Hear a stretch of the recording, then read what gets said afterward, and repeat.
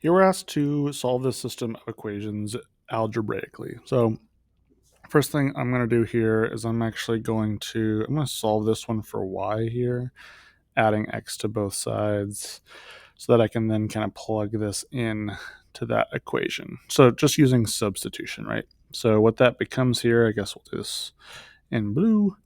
I now have x minus 2 minus 3 equals x minus 5 squared.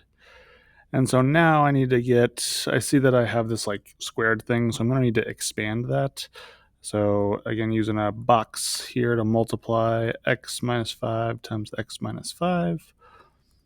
This becomes 25. So now I'm at x minus 2 minus 3 equals x squared minus 10x plus 25. I'm going to combine these first just to make it a little bit easier. So negative 2 and negative 3 becomes negative 5. And I'm going to add 5 to both sides. And here's the issue at this point. So now I have plus 30. When I'm solving a quadratic, I want it equal to 0. So I'm actually also going to subtract this x value to get 0 equals x squared minus 11x plus 30.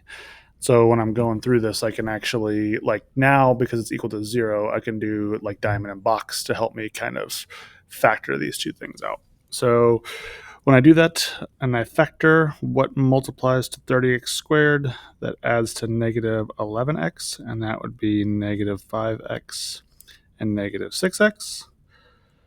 And to plug this in, so let's do this in green. So first term goes in the first box, last term goes in the last box, and then the two terms that I just broke into two pieces here go here. So x minus 6 and x minus 5. And so now where I'm at is I have 0 equals x minus 6 times x minus 5. I can split that into two separate equations, like when is x minus 6 equal to 0, and when is x minus 5 equal to 0, and I end up getting my two x values, which is x equals 6 and x equals 5. So some people, because they're like, oh, I just did a bunch of math and now I'm finished, you got to be careful, because originally the question that was asked is solving this system of equations. And so if I look up here to my original problem, solving a system is saying like, hey, what are the two coordinates that these two graphs cross at, or what x and y values make this true. So if I know my x values are 5 and 6, and I know like, hey, these are the x values of the coordinates, I actually have to plug them in to find the y values, right? So really it would be, y minus 5 equals negative 2 and y minus 6 equals negative 2, which would tell me that my two y values, when I plug in 5, I'm going to get, adding 5 to both sides, 3. Adding 6 to both sides, I get y equals 4.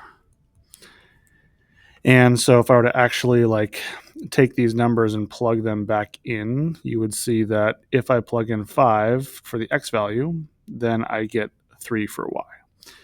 If I plug in 6 for the x value, then I will get 4 for y. And so that is my two solutions, or my x and y values that make that system true.